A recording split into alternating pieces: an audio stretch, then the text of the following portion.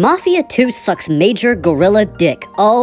Now, I get why there's not many videos or Reddit posts on why Mafia 2 sucks, because what it had to essentially do was make the characters good in a very nothing story and have decent enough action pieces. And this is something Resident Evil fucking excels at, alright? Resident Evil lore and actual impactful emotional story beats, you know, Kojima level-esque plots.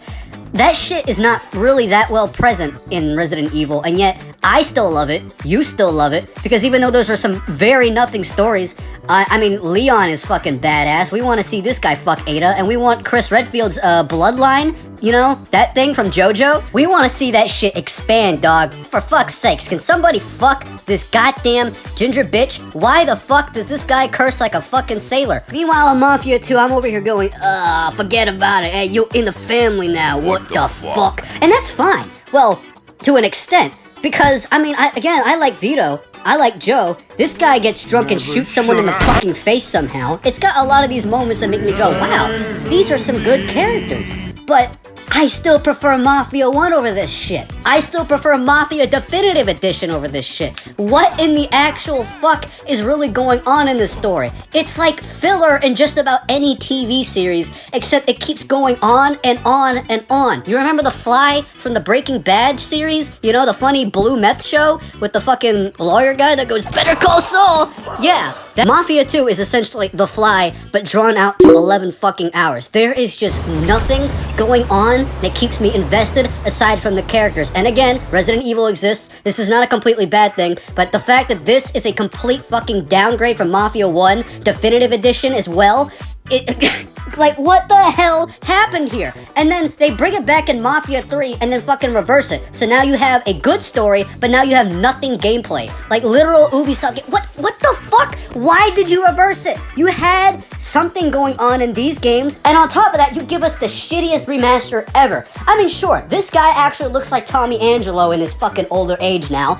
but guess what? There's so many bugs. It's like I'm playing Cyberpunk 1950s edition. On top of that, you remember this mission where you have to literally warn Leo? Well, guess what? This mission in the Definitive Edition is now the fucking race mission from Mafia 1 and Definitive Edition. Yeah, and I'm not kidding. Why? Even though this is a very short track length? Well, that's because of this fucking gate. Yeah, this gate. It literally does not work. It literally does not open. This shit has literally caused people to drop off the fucking planet. Some people have taken up to 2 weeks to get past this section of the game. 2 weeks because of a fucking gate that doesn't open. In fact, this literally makes it worse than the fucking race mission. I shit you not. Worse than the fucking race mission. Did you know that the Warren Leo section of this chapter was actually designed by a gay rattlesnake?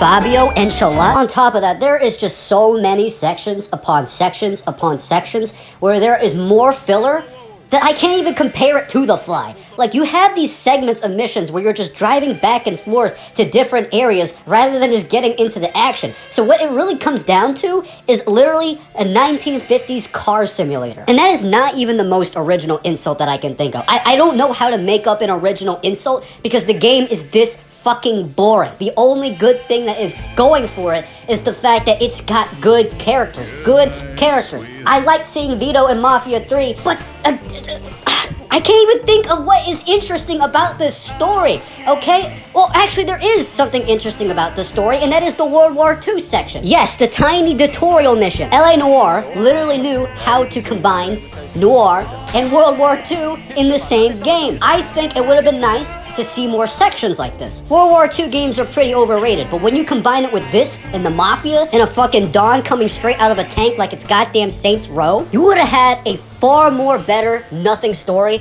than whatever the hell was going on in this game.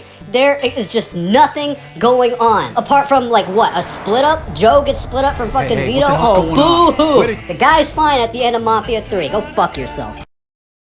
Wait, there is a better insult than Car Simulator 1950s edition. Yeah, it's Adam Sandler's Drive Joe Home. I would have...